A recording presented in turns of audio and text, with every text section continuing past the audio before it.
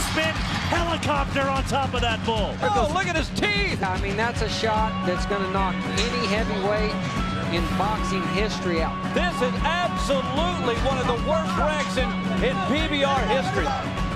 It's the hardest, most painful. It's the ultimate crashes, smashes, and flips. It's the top wrecks of the 2005 season. Next on Total Bull.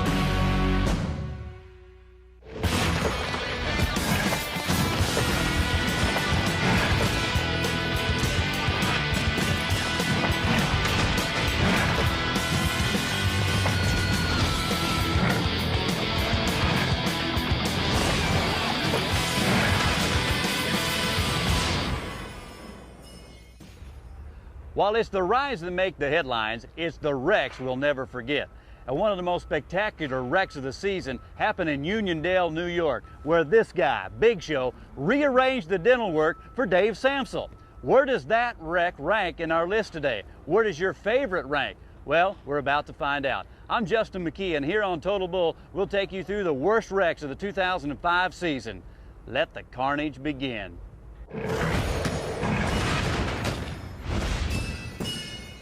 All right, let's see if old Corey can get it done tonight. Jack Daniels Cowboy. He needs a 90.5 to do it. Whipping around is chilling. Corey Rash is still setting in there. It goes down on Corey Rash. Rash is able to get away. Wait a minute. Malfunction of the clock. Is that it? The clock? What's the clock? The clock froze at the start. What happened, you think? Stay still. Well, Corey's in some obvious pain right now. That bull fell right on him. Remember, now his knee is tore up. I mean, he blew his knee. Oh, and he's got some other problems as well.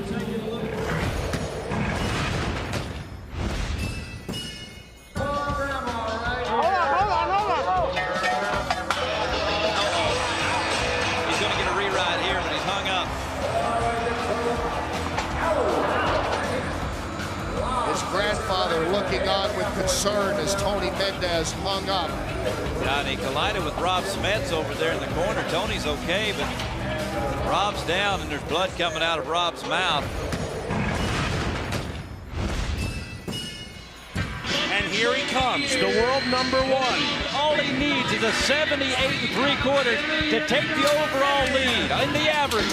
Here he goes, it's to the left, down the well. McBride has got to find an exit on that bull. Hung up and thrown out the back door in a wreck that may have stretched his arm 2 inches longer than when he started the night. Well, he's been beat up now 2 nights in a row. I don't know how serious this is as far as the physical part of it, but I know as far as the race to the World Championship, with Marchie and Newberry riding and McBride bucking off, guys, this thing is wide open. Now the pressure gets on. Yep.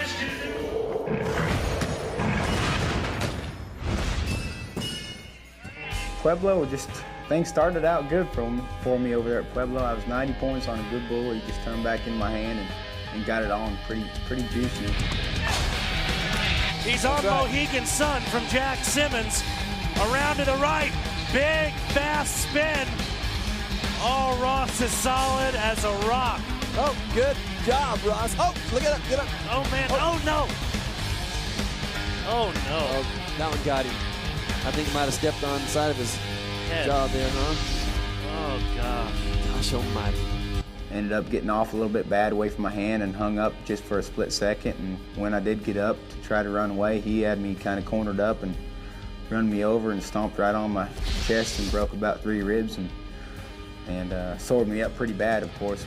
Probably the sorest I've been for a long time, I know. I broke a lot of bones and shoulders and legs and everything else, but those ribs breaking right there in my chest took the air out of me pretty bad for a long time, and it kind of didn't help me out very much, of course. And then had a little bad luck, but that's just the way it goes. More of the worst wrecks of the 2005 season, including J.W. Hart at the World Finals and Tony Mendez in Grand Rapids, next on Total Bull.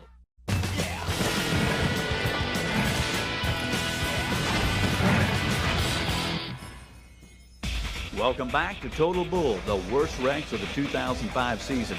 Now we continue our countdown at number 11.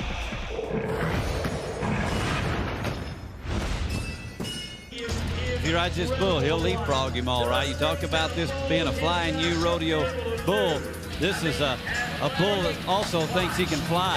He does think he can fly. This bull is electric. Needs 88 to take the lead. Couple of big leaps out. How about the sharp hairpin? What an unbelievably violent spin. Helicopter on top of that bull. That was a meat grinder right there, So fellas. Roy Rogerio sure made a heck of an effort here on this bull. This bull is electric. He's fast, and he is an amazing animal. Rob Smets down in there with him. He went flying like a rotor blade. That bull's going to get real close to Bull of the Year if he don't win it this year, I think. Look at the rating, 47.5. That's a bull rating. That's the highest bull rating we've seen this year, if I'm not mistaken.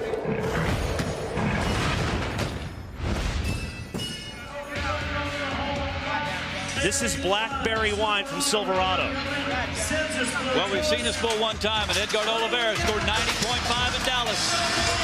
Down in the well and hung up. JW needs to get that hand loose, and the bullfighters need to help him. This could get ugly. Whipped around like a rag doll. And that'll hurt your shoulder for sure. You know, those are the kind of things that take their toll whenever you're at a finals type of thing. You know, most bull riders all year long, 2 nights and you're done. Well, this is the second night and we're just getting started.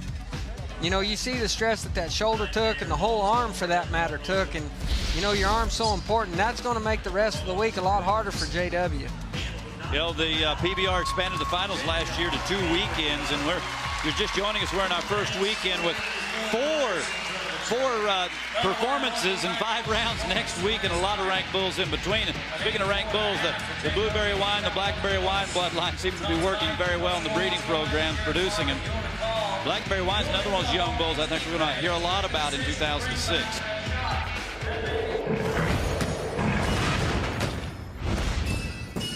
It's amazing to think that he was, you know, in the 30s last year as far as qualifying for the World Finals, and this year he's in the top 5. He's really made a remarkable change, and it's just great to see. Oh, wow, look at that adjustment. That was a super recovery as it goes around to the left, and then he gets forward, goes over the handlebars.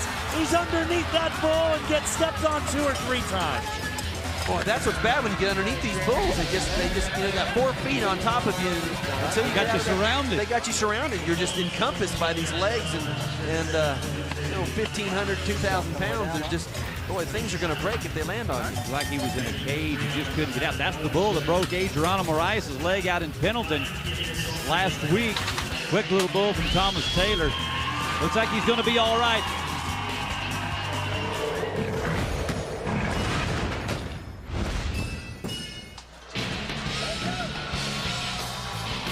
Scaredy Cat is the bull from Paradise Farms, drifting and going around to the right, away from his hand, and oh, he's hung up. Oh, getting a hornful in his back, and he's in a whirling dervish carnival ride, cannot get out. Bull's on top of him. Smets is in there.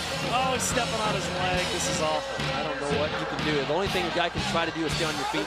How do you do that when a big bull is dragging you around?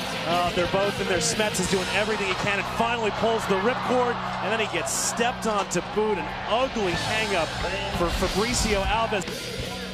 The Brazilian rope, does it make it different for the bullfighters to get him untied? I'll tell you what, that's the thing is when your hand twists over like that, it makes almost like a knot in there, and it's a tangled mess. It's hard to understand what it may look like, but you're talking about a 160, 70-pound guy dragging along that bull rope. All it does is make it tighter on that bull's back. When we return, more of the worst wrecks of the 2005 season on Total Bull, including a knockout punch to Justin McBride in Tampa.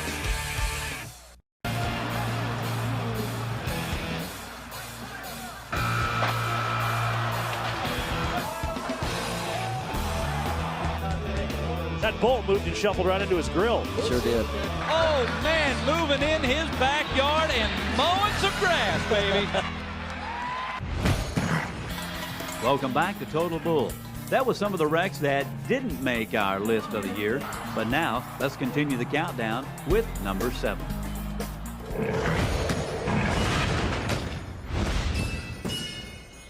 Our first man in the chutes is the California Cowboy, Zach Brown on Gravedigger from Corey and Horst.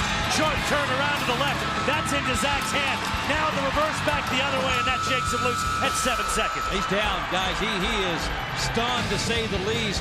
There's bodies all over the arena. Frank Newsom even took a shot at the bullfighter on the way out. You can see Zach. Wow, he's not real sure where he's sitting right now. Watch it again. The bull is Gravedigger, and that's just about what he did to the Rookie of the Year. Had it to the left, then back around to the right. Well, that was you know what? It jammed his elbow up and his shoulder up into his head is what happened with the jar. That's what knocked him out, you guys. And then I think after that, Michael, watch again as he's on the ground. I think when he rolls back over, hoof goes right in his chest. Watch this shot. And there. Yeah, oh, it did. That right hoof right in the middle of the vest. And this is a great time to thank Cody Lambert for making us everybody have those vests, because that might have saved his life.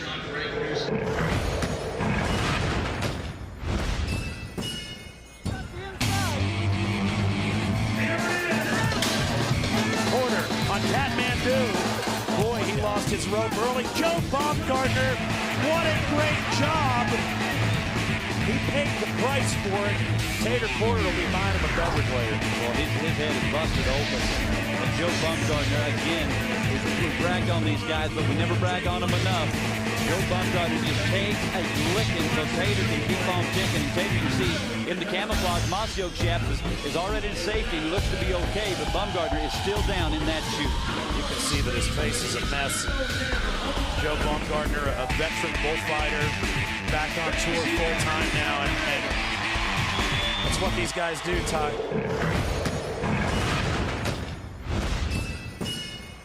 He's got a real opportunity. I like this draw for him. And here he comes aboard Woodstock. Justin McBride trying for the victory here. He slips off, touches the bull, and the ride is over.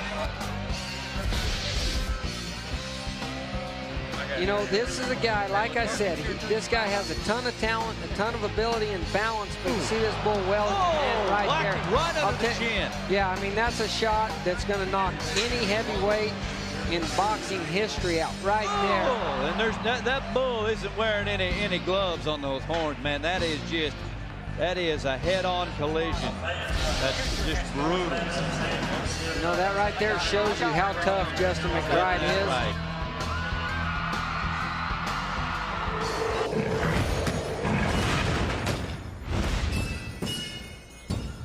Dave Samsel, 87 on Boogie Shoes, 85.5 on Chicken Fry. He tried King's Court just a few minutes ago, got fouled as the bull stumbled out of the bucking chute. He's got 172.5, trying to take it away from Cody Lostro and put himself back on tour full-time, having been demoted earlier this year.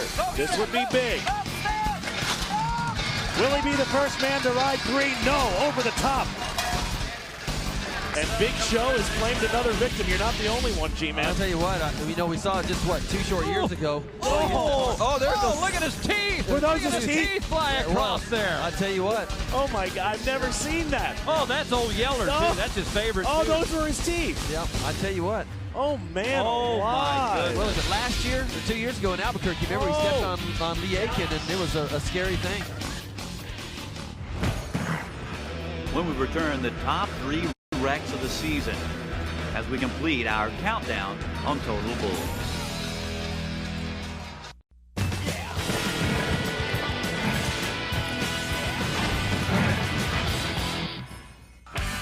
Welcome back to Total Bull, where we're counting down the worst wrecks of the 2005 season. Our countdown continues now at number 3.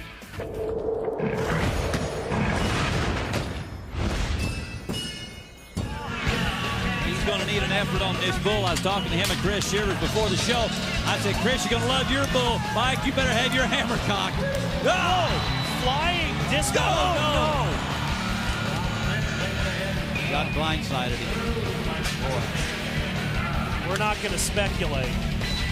And the sports medicine staff is on the scene. That was a rank bull with a horrendously difficult out. Now that is Catnap, and he's notorious. He's hard to ride. He's mean. He's got huge horns, and this bull knows where the rider is at all times, whether he's on the back, he'll try to get out from underneath him. That bull knows when the rider lands, where the rider lands and how to get to him. Bullfighters have a hard time distracting that bull. Watch it again. This bull around to the right. That back end goes up almost perpendicular to the ground, gets thrown back on his rope. Here, watch it from this angle, the hat cam of Dennis Johnson. Dennis is right there in between Mike. And there's Rob Smets there. I mean, there's a bullfighter on each side, but the bull just knows where his target has landed, and he just goes after him.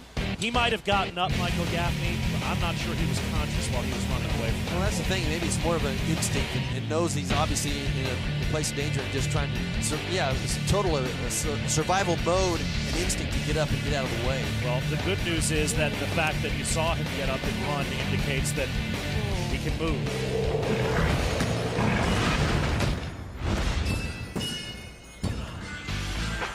You know, this is the bull that dumped Travis Briscoe on his head last night, so he's got some pain to him. Shivers into his hand, waving the free arm. Start going around to the left, and Shivers is ridden 3. And Shivers is moving to number 3 in the world. What happened? Oh, boy, he clipped him as he was coming down, I believe. And that's really unfortunate. This is a bull that I don't think he's got a mean bone in his body. Well, you saw Rob grab a hold of him there, and he just walks away from him. Luckily, he didn't step on him on the way out. You know, looked like it's actually his hock, you know, right where the bend of that back knee is. And the thing about it is, it kind of depends. There's some muscle just a little above the hock, and hopefully, that would provide a little cushion. But, boy, there's no doubt about it. That's ugly. Needless to say, we think our best thoughts for Chris Shivers, and Dr. Tandy Freeman will follow the ambulance shortly to the hospital to care for Chris Shivers as long as is necessary. And I say the following, knowing that it is completely incidental to the health of Chris Shivers. Chris Shivers is now leading the event here in Laughlin. He made the whistle on that bull, scored 87.5 points, and has taken the lead away from L.J. Jenkins. I don't remember a whole lot about what went on in Laughlin. I knew I rode good until I rode good all weekend and just got off in the wrong place, and a little freak deal, the bull turned back the other way and kind of stuck a foot on top of my head and knocked me out for quite some time. And I woke up in the hospital and didn't know exactly what had happened, but I won a little money, so I was happy.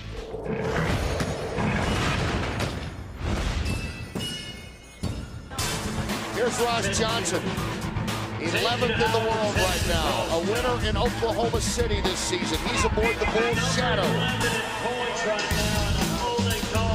Well, we've seen a lot of great things from Ross here late. Well, actually, we need to go back to last year. Justin, this guy is really impressing me more and more. He's got the will, he's got the drive. He definitely puts out the effort. Big up and a jump and a spin around, and he's caught up and he's spinning around and trying to just get out of there now. Man, his foot is wrapped, and every time that bull goes around, it's going to wrap his foot even more. He is in a bad hit. His foot is going to have to come out of that burrow if he's got any chance of getting out of there, Michael. So you can see that twisted around. They're going to have to just stop and rope this bull. Or Crabtree, the bullfighter, is going to actually try to get on his horn. You can see Smith on his. He's trying to grab the tail. They're going to have to cut the rope. They're going to have to cut the rope regardless.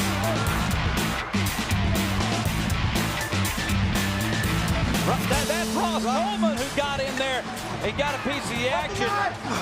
Get a knife! Ross has got it. He's got a knife. He's trying to cut him loose right now, but the bull hooked Ross Coleman out of there. This is absolutely one of the worst wrecks in PBR history. This will be one that will go down in the books, Michael. Sure will. And I mean, how long ago? A year ago, we saw Ross Johnson get hung up in Fort Worth. Under Panda. Under Panda, and it just got stepped all over, knocked him out, split his head open. Tonight, it looks like he might be okay. Here we go. Here's the hang up. Oh, his foot's hung up right there. Right from the very beginning, Justin, like you mentioned earlier, every time this bull makes a round, it just makes that rope spin and twist all the more. And did he run his foot clear through the loop of that bull rope? I couldn't tell. Had to have run it clear through. I couldn't tell if he slipped his leg all the way through the bull rope. But when the rope's tight, I don't see how you can get it in there. You know, it's kind of like taking a ball of twine and you kind of mix it up with your hands, and it's like there's 1,000 knots within a couple of seconds, and that's exactly what it looks like happened here. Well, this is a close-up look, and we're looking through the hat cam of the bullfighters. That's as up close and personal as you want to get. Right before I came off, my spur actually went through the flank rope, and then my bells twisted around my foot, and he dropped me in the well and hit me right on the top of my head with a horn. So about halfway through that deal, I pretty much came back to, and I remember leaning up one time to try to grab at my foot, and I just seen it was a heck of a mess down there. I didn't know how I was going to get out. The bullfighters were just doing the best job that they could to get me out of the situation that I was in. I just had some great friends out there that was just trying to do what they could to get me out, and you know, luckily everybody got out of that accident with just a couple scrapes and a sore neck. It was just the grace of God that I got out of that deal, and everybody else did. This sport is a dangerous sport, and we know things like this can happen all the time, and you know, you have to pay the price for some of the things that you really want to do. I said it before and I'll say it again. The wreck in Greensboro was the most bizarre I'd ever seen in the history of the PBR. I cannot believe that Ross Johnson made the worst wreck of the year 2 years in a row. He definitely needs to find a different way to make headlines. Well, here's hoping that Ross and the rest of the guys that made our countdown find a better way to be remembered in 2006. I'm Justin McKee for Total Bull.